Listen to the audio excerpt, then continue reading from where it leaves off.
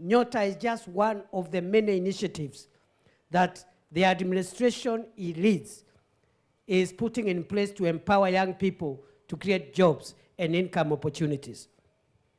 Kuna vijana wameandikwa kwa mambo ya affordable housing, zile kazi ziko kule, kazi kwa ground. Kuna kazi hii serikali imebuni katika mitandao, kazi mtandaoni.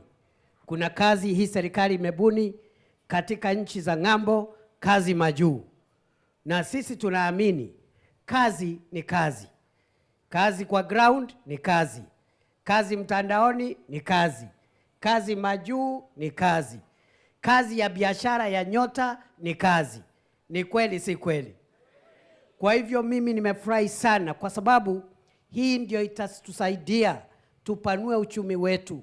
Tuongeze idadi ya Wakenya ambao riziki yao wanaipata kupitia jasho lao na kupitia nafasi ambayo imetengenezwa na serikali yao na taifa lao ambalo wanaipenda.